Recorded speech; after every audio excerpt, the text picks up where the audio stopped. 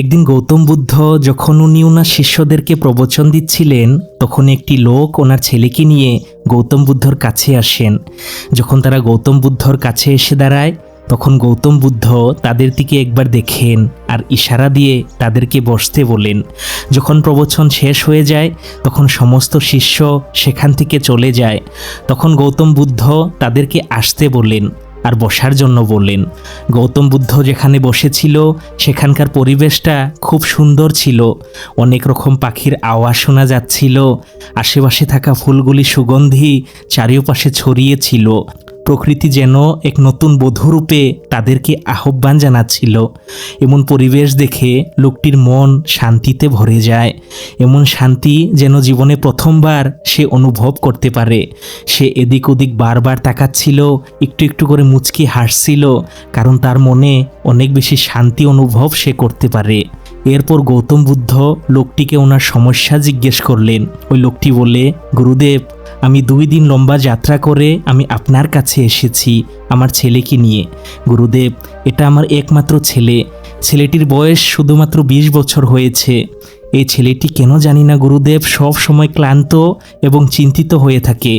এমন মনে হয় যেন এর শরীরে কোনো জানি নেই।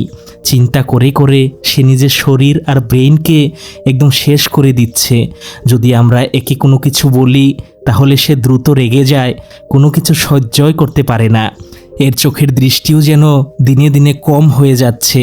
এত বেশি চিন্তা করার ফলে মাথার চুল পর্যন্ত একদম সাদা হয়ে গিয়েছে। এত কম বয়সে আমার ছেলেটাকে অনেক বেশি বয়সের মনে হচ্ছে গুরুদেব। আমি কিছুই বুঝতে পারছি না যে আমি কি করব। আমি যখন আমার ছেলেকে কবিরাজের কাছে নিয়ে যাই, তখন সে কিছু ওষুধ দেন আর আমাকে বললেন, আপনার ছেলেকে একটু চিন্তা কম করতে বলবেন। আপনার ছেলে অনেক বেশি চিন্তা করে। গুরুদেব, এই ছেলেকে নিয়ে আমি কি করব? ওর কথা ভেবে ভেবে আমার নিজের অবস্থাও এখন খারাপ হয়ে যাচ্ছে। আমি আমার ছেলেকে অনেক বোঝানোর পরেও সে চিন্তা সম্পর্কে কিছুই বুঝতে পারেনি। আমি জানি না যে চিন্তা কাকে বলে, কি কারণে আমাদের মাথায় চিন্তা এত বেশি আসে। গুরুদেব, আপনি তো মহাজ্ঞানী, কিন্তু আমরা তো সাধারণ মানুষ, অত একটা বুদ্ধিমান নই যে আমরা যে কোনো সমস্যার সমাধান করতে পারি। গুরুদেব, আমি আমার ছেলের মাথা থেকে এই বোঝাটাকে সরাতেই পারছি না। আর সেই জন্যেই আমার এই কপালপুরা ছেলেটাকে নিয়ে আপনার কাছে এসেছি। দয়া করে গুরুদেব এর একটা সমাধান দিন। এটা শোনার পর গৌতম বুদ্ধ ছেলেটাকে ভালো করে দেখলেন আর লোকটিকে বললেন, চিন্তা করতে তো কেউ চায় না, কিন্তু তারপরেও এই চিন্তা জিনিসটা মানুষের ব্রেইনের মাঝে চলে আসে। পৃথিবীতে কে চায় যে সে চিন্তা করে নিজের ব্রেইন আর শরীরকে খারাপ করুক? কেউ চায় না। কিন্তু তারপরেও মানুষ ওই চিন্তার মাঝেই সারাটা জীবন ডুবে থাকে, যাকে সে ঘৃণা করে। কিন্তু যদি কোনো মানুষ এই চিন্তার কারণটাকে খুঁজে বের করতে পারে, তাহলে সে একটা সমাধানও বের করতে পারবে। কিন্তু তার আগে এটা বুঝতে হবে যে চিন্তা কাকে বলে।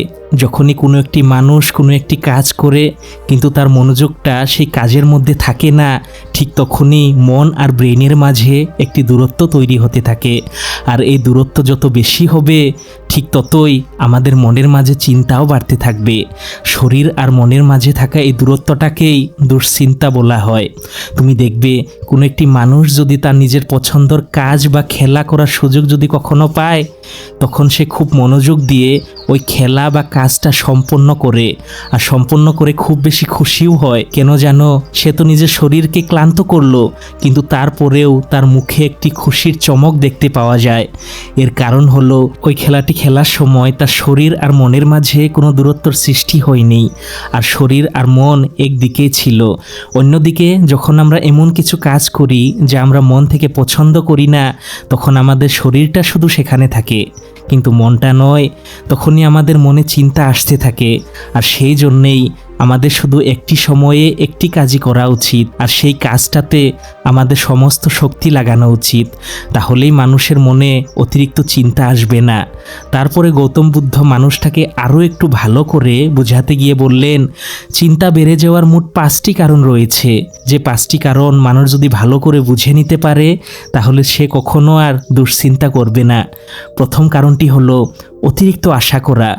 আপনার মধ্যে আশা থাকাটা ভালো, কিন্তু আপনি কি কখনো এটা খেয়াল করেছেন যে মানুষের আশা কখনো পূরণ হয় না। একটি আশা পূর্ণ হওয়ার সঙ্গে সঙ্গে মানুষ অন্য একটি আশা তৈরি করে নেয়।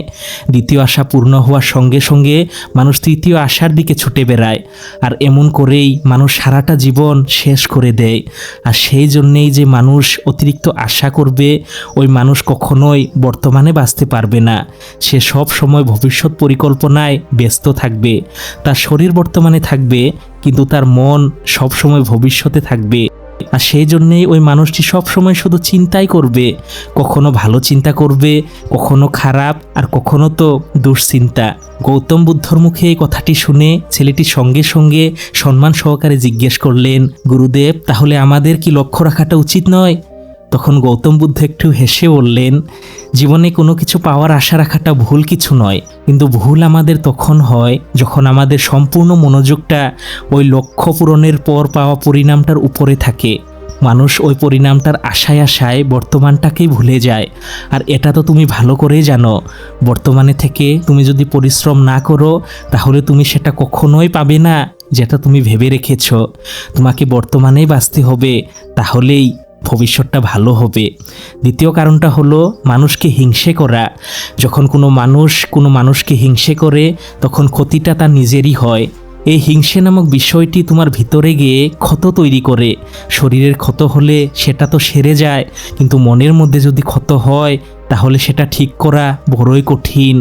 সেই জন্যে অন্যের খুশি, অন্যের সফলতা দেখে কখনো হিংসে করবে না, কারণ এটাই তোমার দুশ্চিন্তার কারণ হয়ে দাঁড়ায়। সব সময় অন্যের ভালো চাইবে, অন্যকে সাহায্য করবে, দেখবে তোমার মন আনন্দই ভরে উঠেছে। 3 নম্বর কারণ, যে কাজটা তোমার পছন্দ নয়, যে কাজটা তোমার করতে ভালো লাগে না, ওই কাজটা তুমি কখনোই করবে না।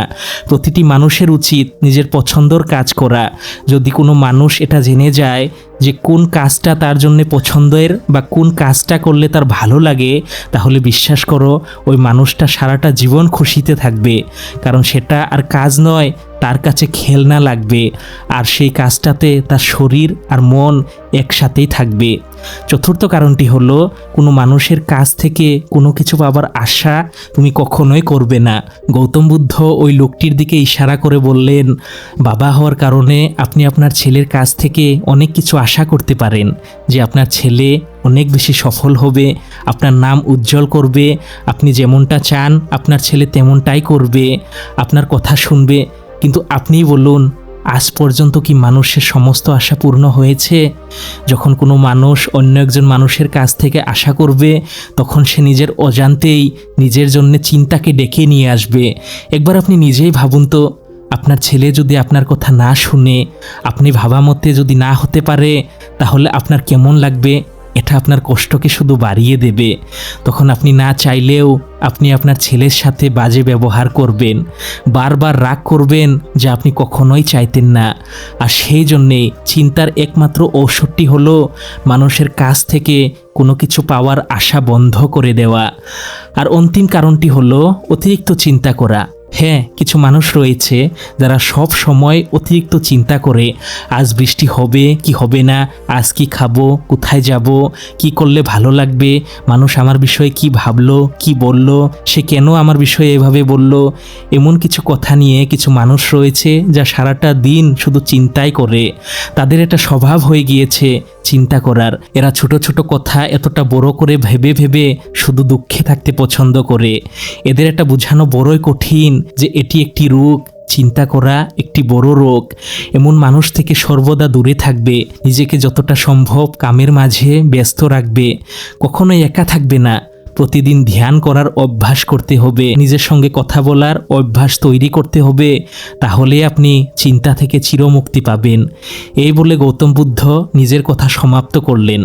গৌতম বুদ্ধর এই অমূল্য কথাগুলি শুনে হাত জোর করে লোকটি বলল, গুরুদেব, আপনার প্রতিটি কথা বড়ই অমূল্য, আমি বুঝতে পেরেছি, কিন্তু আমার ছেলের বয়স খুব কম, মাত্র 20 বছর হয়েছে।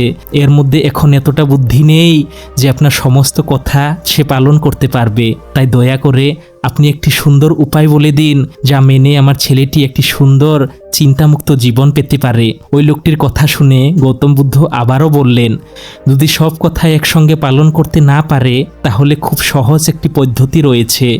সেটি হলো শুধু একটি সময় আপনাকে একটি কাজই করতে হবে। আপনি যখন যে কাজটি করছেন আপনি শুধু তখন ওই কাজটিই করবেন, দ্বিতীয় কোনো কাজ করবেন না।